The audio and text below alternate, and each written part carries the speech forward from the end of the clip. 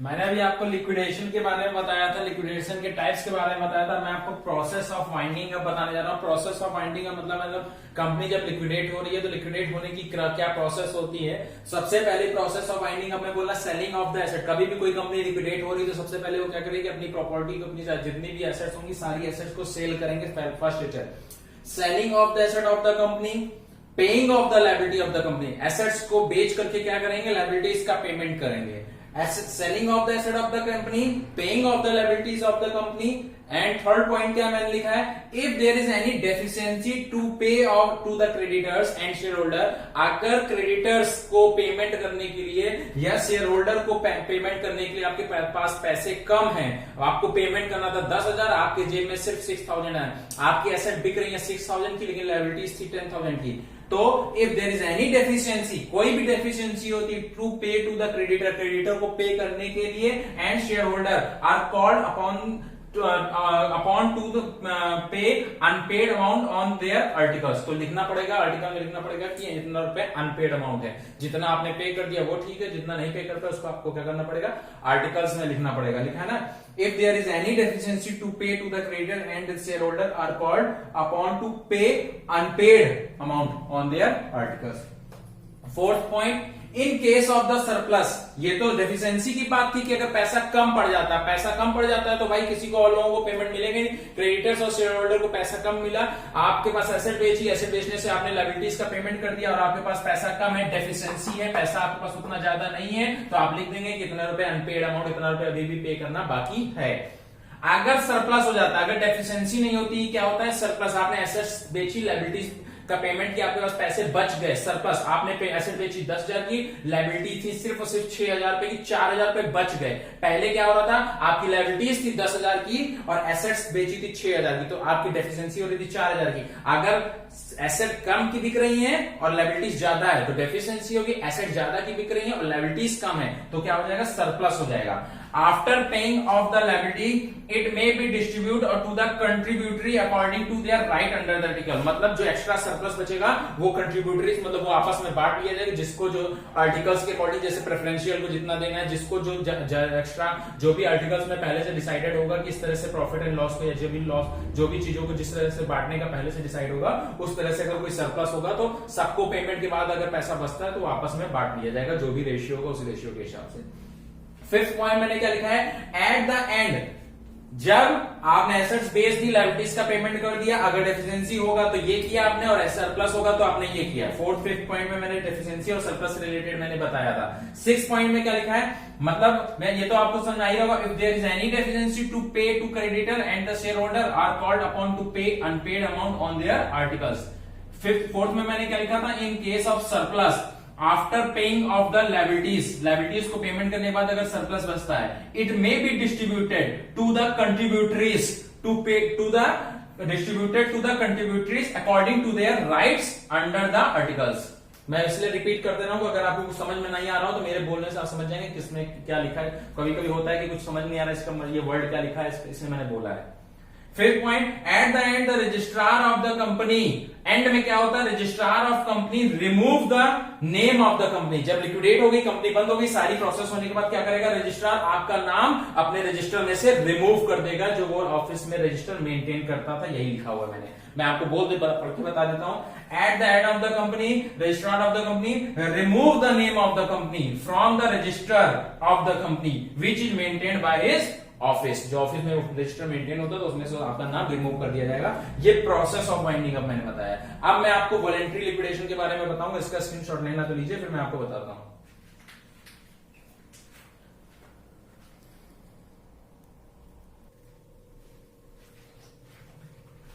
अब हम लोग पढ़ने जा रहे हैं voluntary winding up of company. हमने आपको मोड्स ऑफ वाइंडिंग अप बताया था, voluntary winding up, supervision of the code and compulsory का, जब कोर्ट के द्वारा हमको बोल दिया जाता था, हमने आपको 3 टाइप्स में बताया था। आज हम बताते, पहले हम आपको voluntary winding up of companies के बारे में बताने हैं। वॉलंटरी वाइंडिंग ऑफ कंपनी का मतलब क्या होता है, जब कंपनी के मेंबर्स और क्रेडिटर के द्वारा अपनी मर्जी से ये डिसाइड कर दिया जाता है कि कंपनी को हम बंद करेंगे। मेंबर्स भी डिसाइड कर सकते हैं और क्रेडिटर्स भी डिसाइड कर सकते हैं। वॉलंटरी मतलब अपनी इच्छा से, वाइंडिंग का मतलब बंद करना।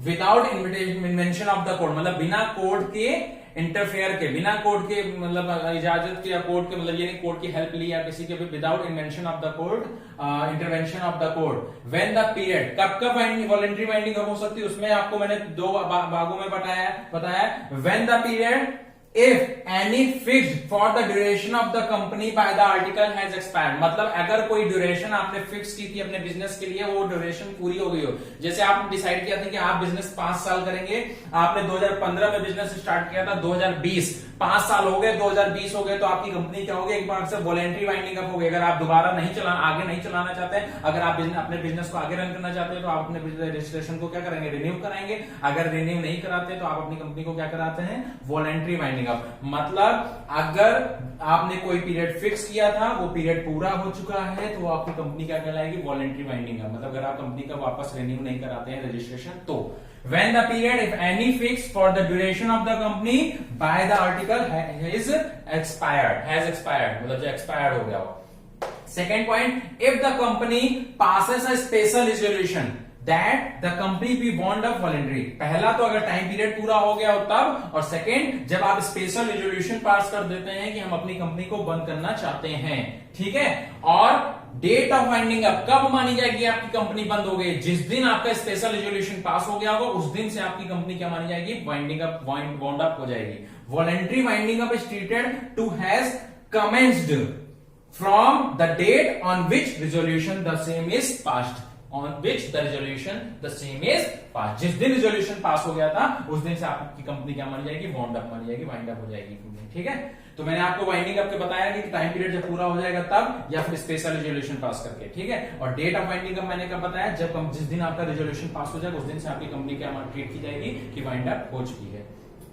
Types of voluntary liquidation, voluntary liquidation के टाइप्स हैं, एक मेंबर्स वॉलंटरी लिक्विडेशन, एक क्रेडिटर्स वॉलंटरी लिक्विडेशन। मेंबर के द्वारा अगर लिक्विडेट किया जाता है वॉलंटरी तो मेंबर्स होता है, और मेंबर के द्वारा ना करके क्रेडिटर्स के द्वारा किया जाता है लिक्विडेट, तो क्रेडिटर्स वॉलंटरी लिक्विडेशन बोलते हैं। पहले हम लोग वो मेंबर्स के बारे में पढ़ लेते हैं, फिर क्रेडिटर्स के बारे में पढ़ते हैं। मेंबर्स मतलब जो कंपनी के मेंबर हैं, अगर वो चाहते हैं, उन्हें लगता है कंपनी की फाइनेंशियल पोजीशन अच्छी है और हम लोग अब अपना बिजनेस आगे नहीं बढ़ा सकते हैं, या जो भी आपस लोग जितने लोग थे आपस की सहमति बनती है कि अब हम लोग इस बिजनेस को बंद कर दे, हम लोग बिजनेस को आगे नहीं रन करना चाहते हैं। आपस में बिजनेस को 10 लोग थे या 20 लोग थे, जितने लोग थे, उन्होंने कहा हम लोग बिजनेस को, हमें लगता है कि हमें अलग अलग काम करना चाहिए, जो कुछ भी जिस तरीके से हम लोग आपस में डिसाइड हुआ था, तो उस जब वो लोग ऐसा डिसाइड करते हैं तो उसको बोलते हैं मेंबर्स वॉलंटरी वाइंडिंग अप।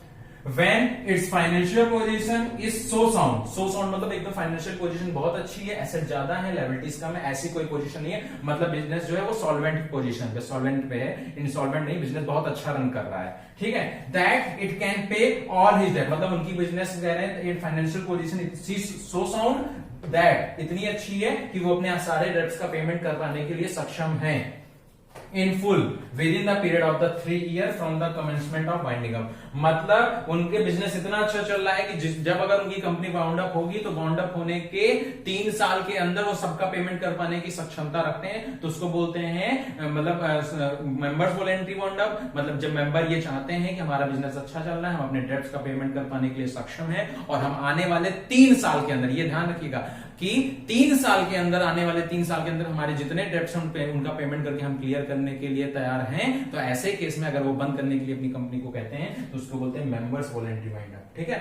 मैंने आगे इसी के आगे लिखा है क्या क्या करेंगे उसके लिए, वो लोग स्पेशल रेजोल्यूशन पास करेंगे। स्पेशल रेजोल्यूशन पास करने के बाद 14 दिन के अंदर उनको पब्लिश करना पड़ेगा। अगर उनका वाइंड अप का रेजोल्यूशन पास हो गया है मीटिंग में, तो उस मीटिंग को जब पास होने के 14 दिन के अंदर उन्हें उस रेजोल्यूशन को पब्लिश करना पड़ेगा ऑफिशियल गैजेट में। ओके, याद रहेगा।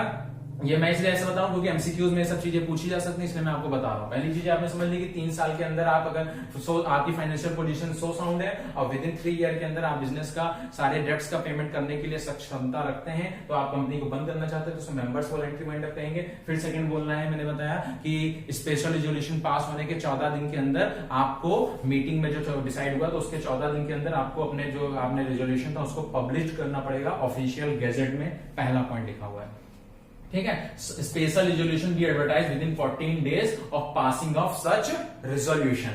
फिर लिखा मैंने अपॉइंटमेंट, जब भाई कंपनी बंद होती है तो लिक्विडेटर को अपॉइंट किया जाता है। लिक्विडेटर का काम क्या होता है, लिक्विडेटर कंपनी की सारी एसेट्स को बेचता है, लायबिलिटीज का पेमेंट करता है, और जितना भी पैसा बचता है उनके बीच में फिर बाद में लायबिलिटीज और क्रेडिटर्स का पेमेंट करने के बाद शेयर होल्डर के बीच में डिस्ट्रीब्यूट करता है। तो उस लिक्विडेटर का अपॉइंटमेंट हमारे द्वारा किया जाएगा कंपनी को की वाउंड अप करने के लिए। तो appointment of liquidation should be given by the company with in 10 days. 10 दिन के अंदर लिक्विडेशन को अपॉइंटमेंट करना जरूरी है। जब डिसाइड 14 दिन के अंदर आपको स्पेशल रेजोल्यूशन को ऑफिशियल गैजेट में पब्लिश करना जरूरी है। 10 दिन के अंदर आपको लिक्विडेशन का जो लिक्विडेटर था उसको अपॉइंट करना जरूरी है। और अपॉइंटमेंट ऑफ लिक्विडेटर, जब लिक्विडेटर अपॉइंट हो जाएगा तो लिक्विडेटर की भी ये जिम्मेदारी बनती कि वो 30 दिन के अंदर अपने अपॉइंटमेंट की जानकारी रजिस्ट्रार को दे। समझ में आया? क्या क्या मैंने बताया कि अगर फाइनेंशियल पोजीशन सो साउंड है, कंपनी 3 साल के अंदर, आने वाले 3 साल के अंदर अपने सारे डेब्ट्स को पे करने के लिए सक्षम है, तो आप कंपनी बंद होना चाहती है तो उसे मेंबर्स वॉलंटरी वाउंड अप कहते हैं। और फिर मैंने बताया कि अगर रिजोल्यूशन मीटिंग में पास हो गया है तो इस मीटिंग में पास होने के बाद 14 दिन के अंदर आपको उसको पब्लिश करना पड़ेगा ऑफिशियल गैजेट में। सेकंड पॉइंट मैंने बताया कि अगर लिक्विडेट हो रही है कंपनी तो लिक्विडेटर को अपॉइंट करना पड़ेगा, और लिक्विडेटर अपॉइंट करने के समय अवधि कितनी है, 10 दिन। 10 दिन के अंदर उसको अपॉइंट करना पड़ेगा।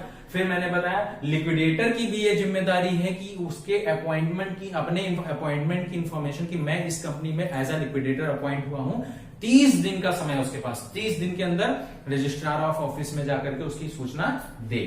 Notice of the appointment should be also be given by the liquidator to registrar within 30 day of his appointment। ये मैंने आपको मेंबर्स लिक्विडेटर के बारे में बताया। अब क्रेडिटर्स, सेम यही चीज का क्रेडिटर है। यहाँ मेंबर्स लिक्विडेट कर रहे थे, यहाँ कौन लिक्विडेट करेगा, क्रेडिटर को ये लगता है कि हाँ हम सब लोग, उनका एक जो मेन मुखिया है, जो मेन क्रेडिटर का जो एक वो होता है, डायरेक्टर होता है क्रेडिटर्स का, जो मेन होता है, वो डिसाइड करते हैं कि हाँ ठीक है, मीटिंग में डिसाइड करते हैं कि हम अपनी कंपनी को बंद करना चाहते हैं या हमें हमारा पैसा वापस दे दिया जाए। तो इस सब चीजों को बोलते हैं creditors voluntary wounding. When a meeting of the member of the company is called, the next day is fixed for the meeting of the creditor of the company। मतलब समझ आ गया? जब कंपनी ने मीटिंग करती है तो कंपनी मीटिंग करने के ही अगले दिन क्या करते हैं, क्रेडिटर्स के द्वारा मीटिंग की जाती है। ये तो मेंबर्स का हो गया। क्रेडिटर की मीटिंग कब होती है, when a meeting of the member of the company, जब मेंबर की कंपनी, मेंबर्स की जो मीटिंग होने के अगले ही दिन किसकी मीटिंग होती है, क्रेडिटर्स की मीटिंग होती है। Fixed for the meeting of the creditor of the company, ये याद रखिएगा। मेंबर्स की मीटिंग होती है, मेंबर्स की मीटिंग होने के ही नेक्स्ट डे किसकी मीटिंग होगी, क्रेडिटर की मीटिंग होगी। और उस क्रेडिटर की मीटिंग में अगर क्रेडिटर्स लोग डिसाइड करते हैं हाँ ठीक है हम वॉलंटरी लिक्विडेट करने के लिए तैयार हैं, तो स्पेशल रेजोल्यूशन पास करना पड़ेगा। उस स्पेशल रेजोल्यूशन का आगे बोला है उसकी कॉपी उन्हें meeting of the copy of the resolution pass in this meeting is sent to registrar within 10 day of the date on which resolution is passed. मतलब 10 दिन के अंदर इनको वो कॉपी क्रेडिटर्स को रजिस्ट्रार में भेजनी पड़ेगी कि हाँ हम वॉलंटरी लिक्विडेशन के लिए तैयार हैं।